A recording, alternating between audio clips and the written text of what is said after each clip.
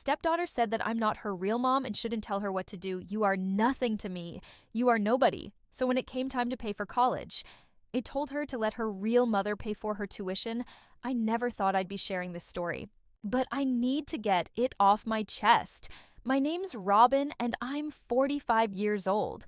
I own a pretty successful restaurant in the city, something I built from the ground up, and I'm genuinely proud of 5 years ago that restaurant brought someone special into my life. Or at least I thought he was special at the time. James, not his real name, was a contractor. I hired for some renovation work. He was charming, hardworking, and had these kind eyes that made me feel like I could trust him during the renovations. We started talking more and more. He told me about his daughter Lisa, who was 13 at the time, and how he'd been raising her alone since his ex-wife lost custody. Duetto her drinking problem. I found myself looking forward to our meetings. And eventually, James asked me out for coffee. That coffee turned into dinner. Dinner turned into dating. And before I knew it, we were talking about marriage. Everything seemed perfect. James was attentive. Lisa was sweet. And I felt like I'd finally found the family I'd always wanted. We got married a year after we started dating. James and Lisa moved into my house, and at first, everything was wonderful. I threw myself into being the best stepmom. I could be Lisa, and I would cook together. Go shopping, and I made sure she had everything. She needed I paid for family vacations, bought her clothes, and tried to give her the kind of life I wished I'd had at her age. Lisa did see her mom occasionally, something I wasn't totally comfortable with given what I knew about her history, apparently. She'd almost burned their house down multiple times while drunk, which is why she lost custody. But James insisted it was important for Lisa to maintain that connection, and her mom had supposedly gotten sober. She's still her mother, he'd say whenever I expressed concern Lisa needs to know her mom still cares about her. The one time I saw Lisa's mom at a school event, she didn't look sober to me. There was something about the way she swayed slightly while standing still, how her eyes couldn't quite focus, but I kept my mouth shut. After all, who was I to interfere? I was just the stepmom, right? God, if I'd only known then what I know. Now if I'd only realized that my desire to be the perfect stepmom was blinding me to what was really going on. But hindsight is 20/20, isn't it? And the real trouble hadn't even started yet. Not even close time flew by. And before I knew it, Lisa was turning 18. She was stressed about both her upcoming birthday and graduation, pacing around the house like a nervous wreck. What if something goes wrong? She kept saying, what if people don't come? What if it's not perfect? I pulled her into a hug one evening when I found her overthinking everything again. Hey, everything's going to be fine. I told her, in fact, I have an idea. Why don't we have your party at the restaurant? We'll book the best tables in the house here. Yes, lit up immediately. I knew my restaurant had become quite the hot spot in town, and Lisa had been dying to show it off to her friends. Really? She squealed, already pulling out her phony. Oh my God, my Instagram is going to be solid. Everyone at school is going to be so jealous. I threw myself into the preparations. I wanted everything to be absolutely perfect for her. I even took her shopping for a dress, this gorgeous blue number. That made her look so grown up. I almost cried in the fitting room. How many people are you thinking of inviting? I asked her while we were going over the details one evening. She hesitated for a moment, fidgeting with her napkin. About 30 people, great can.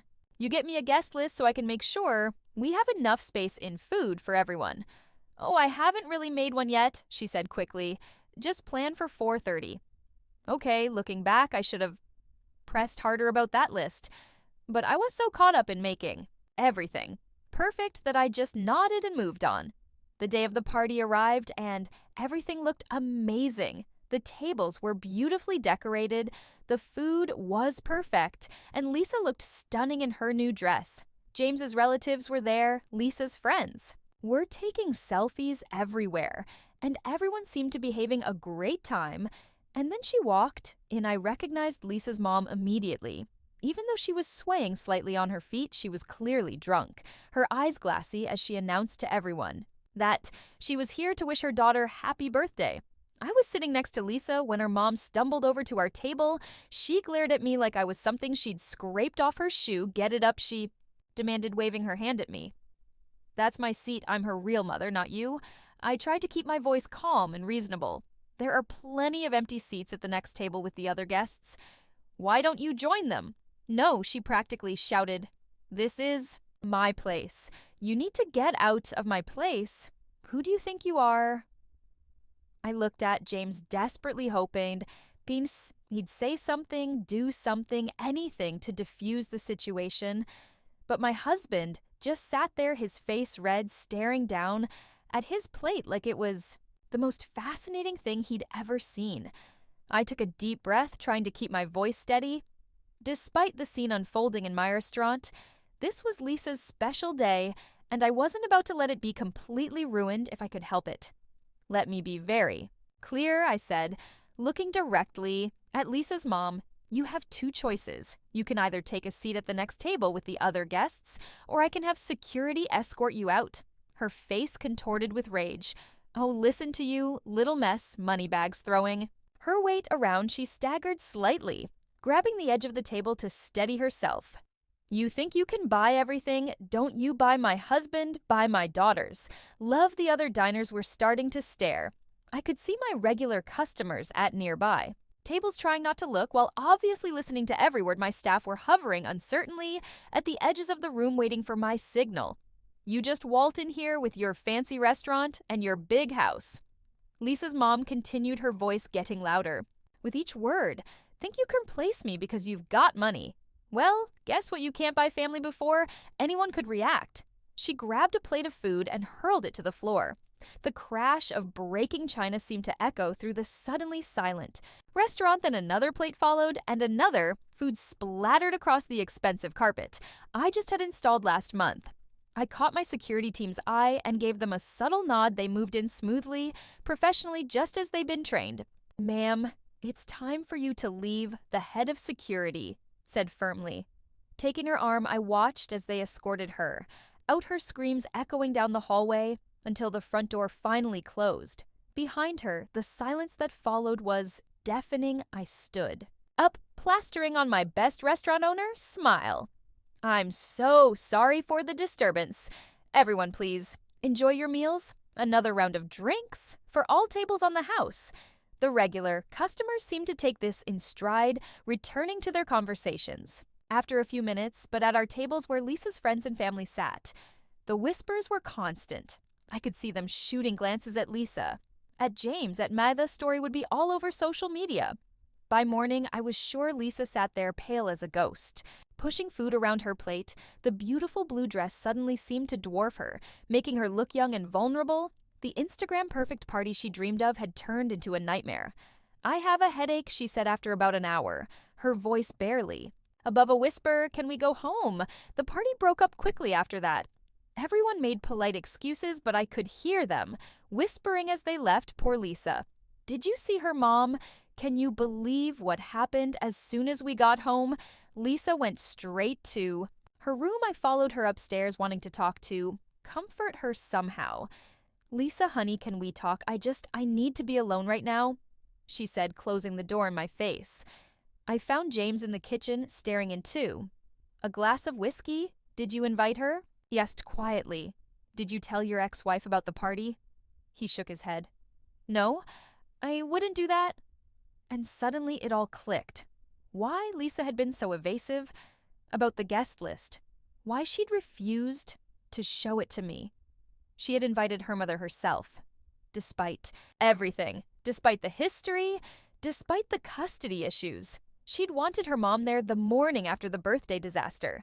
Lisa came down to breakfast looking like she hadn't slept at all. She slid into her usual chair, not making eye contact with anyone.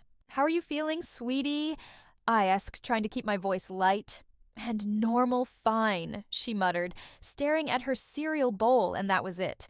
One word, the days that followed were like living in a ghost house. Lisa went from being my chatty, bubbly stepdaughter to practically a stranger. Whenever I walked into a room where she was talking with James, she'd immediately clam up. It was like someone had hit a mute button. I tried to talk to James about it one night after Lisa had gone to bed. Don't you think we should do something? Maybe get her to talk to someone? He just waved his hand dismissively. She's fine, she's just processing what happened, give her space. But it wasn't fine. Nothing about This was fine despite the tension at home. We all showed up for Lisa's graduation ceremony James and I sat in. The audience and I clapped until my hands hurt when they called her name. She looked beautiful in her cap and gown, and for a moment when she glanced our way and smiled, I thought maybe things were finally getting better. We had a celebration at our house afterward. I'd ordered all of Lisa's favorite dishes from the restaurant. The mushroom risotto, she loved those little crab cakes she always stole from the kitchen when Chevy cited me at work. Even that ridiculous chocolate cake that takes 3 days to make properly. Her classmates came over and the house was full of laughter and excited chatter about college plans and summer vacations for a few hours. It felt almost normal again. Lisa was smiling, talking, looking like her old self. Started to relax, thinking maybe we'd turned a corner. Then her phone rang. Lisa stepped into the hallway to answer it, but came back a few minutes later with a determined look on her face. She walked straight up to me the first time she'd voluntarily approached me in days. My mom's coming over, she announced. She wants to congratulate me on graduating. My stomach dropped. Absolutely not, I said. Memories of the birthday disaster still fresh in my mind. Lisa, think about what happened at your birthday. She showed up drunk, caused a scene, destroyed property. That was your fault. Lisa cut me off, her voice rising. None of that would have happened if you'd just given up your C2. She's my real mom. You should have just moved. I stood there feeling like I'd been slapped all this time, all these days of silence. And this was what she'd been thinking, that I was the one. To blame, I turned to James desperately, hoping he'd finally step up and be the father. His daughter needed James. Please tell her how inappropriate her mother's behavior was at the birthday party. But James just sat there examining his shoes like they held the secrets of the universe. The same deafening silence I'd gotten used to lately. The same cowardly retreat I'd seen at their restaurant. Something inside me snapped. 5 years of trying to be the perfect stepmom, of walking on eggshells, of making excuses for everyone else's behavior. It all came pouring out. Listen, I said to Lisa, that was my restaurant. I arranged that entire party for you. I bought you that dress. You wanted so badly. I did everything I could to make it perfect. And your mother, she showed up drunk, caused a scene, and destroyed property she didn't even bring you. Present Lisa, all she brought was chaos and embarrassment. Lisa's face went from angry to furious in an instant. Oh my God, here we go, she shouted, throwing her hands up. It's always about the money with you, isn't it? I paid for this. I bought that you think. Because you have money, you can control everyone and everything. She spun around too, face her classmates who were standing awkwardly in our living room, clearly wishing they were anywhere else. My real mom will be here soon, she announced with a bitter laugh. It'll be nice to finally have a normal person here instead of this. She gestured at me like I was something disgusting she'd found on the bottom of her shoe. Your mother is not coming into this house, I said firmly, trying to keep my boy steady despite the anger and hurt building inside me. Not after what happened at the restaurant. That was when Lisa completely lost it. Her face turned red and she started screaming at me. In front of everyone, "You're not my mother," she shrieked. "You're nothing to me. You're nobody. Who do you think you are to tell me what to do? Keep your filthy nose out of my business. You're just some woman my dad married for her money." The room went dead silent. I could see Lisa's friends shifting uncomfortably. Some staring at their phones, others finding the ceiling suddenly fascinating. Lisa turned to her friends, her voice dripping with venomlets. "Get out of here. I don't want to celebrate in her house. Anyway," she emphasized the word, her like it was something dirty. They all filed out quickly, nobody making eye contact with me. The front door slammed so hard the windows rattled. I stood there in my empty living room, surrounded by half-eaten food and abandoned plates, feeling like I'd been hit by a truck surely. Now finally James would say something, he'd have to stand up for me. After this, right? James cleared his throat. When he spoke, his voice was cold and hard. "You had no right to throw the house and money in her face like that. You didn't need to remind her that this, your house and your money paid for everything that was low." I stared at him, feeling like I was seeing Him clearly for the first time. Are you kidding me right now? Where were you when your ex-wife was throwing plates around my restaurant? Where were you just now? When your daughter was screaming insults at me in front of her entire graduating class? You're the adult here, he snapped. You should know better than to get into arguments with a teenager, and you should know better than to bury your head in the sand like a coward. I shot back. But that's what you do, isn't it? You just sit there silently while your ex-wife and your daughter treat me like garbage. Well, guess what? I'm done being everyone's punching bag, James's. Face turned an even darker shade of red without another word. He stormed off upstairs. I heard the guest room door slam a few minutes later. The next morning's breakfast was like sitting in a morgue. James pushed his eggs around his plate, not looking at me. I was about to get up and leave when Lisa stumbled in, still wearing her clothes. From the graduation party, the smell of alcohol hit me before she even made it to the table. I looked at James, waiting for him to say something, anything about our teenage daughter coming home drunk at 9 to frighten day. But he just kept studying those fascinating eggs. Where have you been all night? I asked, trying to keep my voice neutral. Lisa turned to me, her bloodshot eyes filled with contempt. None of your business, she smeared. You're not my mother. You're not anyone. Just an empty space taking up room in this house. Then she turned and stumbled upstairs. Too bad James just sat there silent, as always. I was starting to think silence was his superpower the next week, was like living in a house with a particularly vindictive ghost. Lisa wouldn't speak to me directly at all. Instead, she'd talk about me like I wasn't even there. Dad, she'd say, pointing at me like I was a piece of furniture. Can you ask your wife to pass the saltor? She'd walk into a room and announce to James, this woman is in my way, waiting for me to move. I kept my mouth shut and watched it all unfold. After 5 years of trying to be the perfect stepmom I was, done let them show their true colors. And boy did day ever, it was Sunday and James and I were having another silent dinner when Lisa burst into the dining room. Waving an envelope like she'd won the lottery, Dad. I got in, she shouted, practically dancing around the table. Berkeley accepted me. I got into my dream. School, I watched as she hugged her father. Both of them grinning ear to earthen. Lisa turned to him and said with a smirk, I'll never forget, tell your wife. She needs to pay for my tuition. Something inside me just snapped. I smiled not a nice smile and said clearly, I won't be paying for your college education. You've made it very clear that I'm not your mother. I'm nobody, remember. Just in space. Well, this empty space's wallet is closed. Why don't you ask your real mother to pay for college? Lisa's face turned an alarming shade of red. You vindictive? I don't want, but she screamed, tears starting to stream down her face. You're doing this to punish me?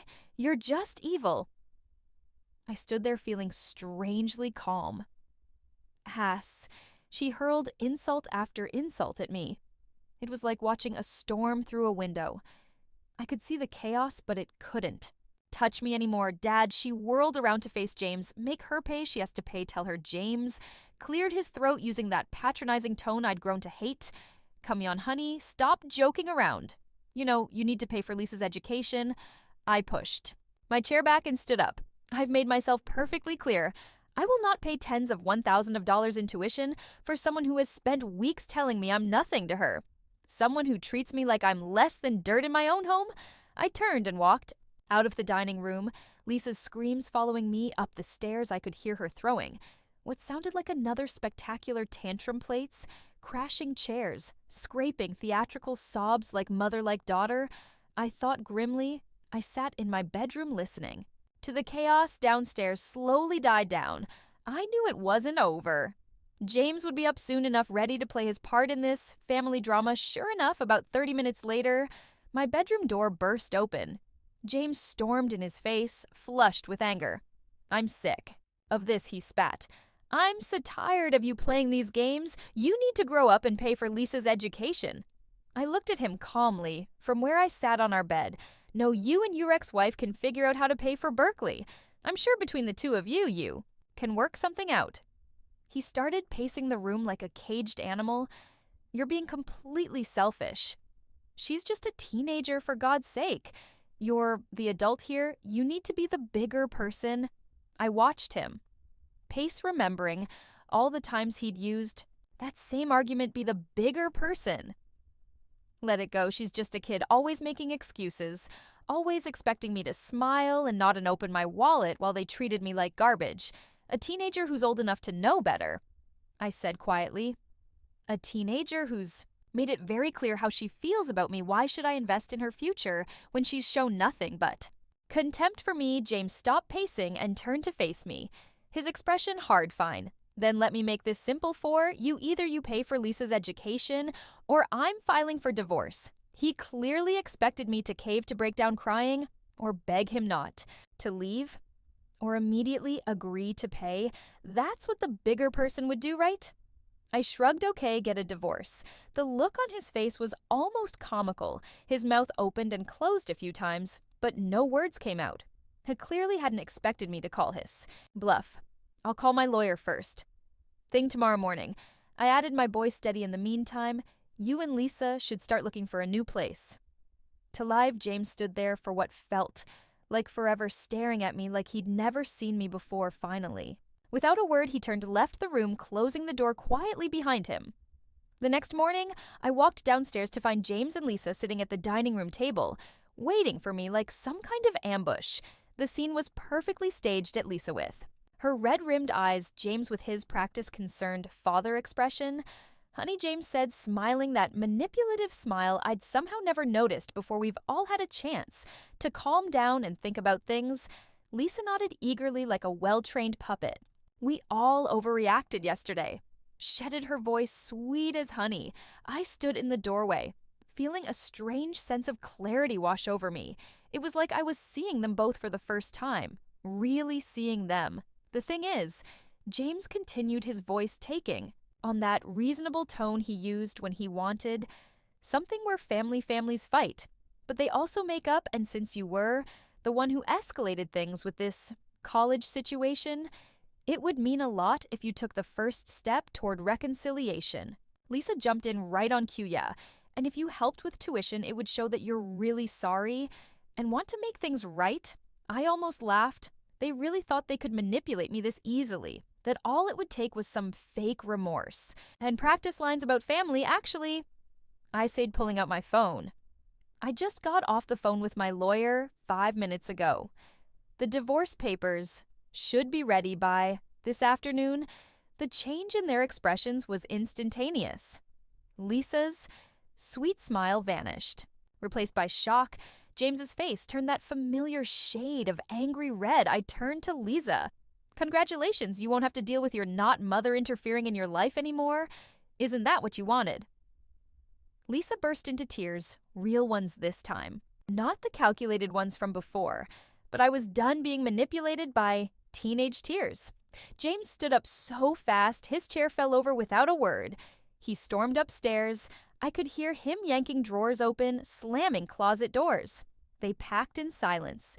No more manipulative speeches, no more fake tears, just the sound of suitcases being filled and doors being slammed. I thought that would be the end of it. I was wrong. The messages started that night. First from James, we all said things. We regret, let's talk about this like adults. Then from Lisa, I'm sorry if I hurt your feelings, but you're being really unfair about college when I didn't respond. They got nastier. You're destroying this family with your stubbornness. I hope you're happy being alone with your money. You'll regret this when old and have nobody. The divorce was quick thanks to the prenup. I'd insisted on. James tried to contest it, of course, but my lawyer shut that down fast. He got nothing. Not a penny of my restaurant's profits, not a dime of my savings. I hear things about them. Sometimes through mutual friends, they're living in a small apartment across town. Lisa couldn't afford Berkeley and is working at a mall somewhere. James is trying to restart his contracting business, but it's not going well. I've redecorated.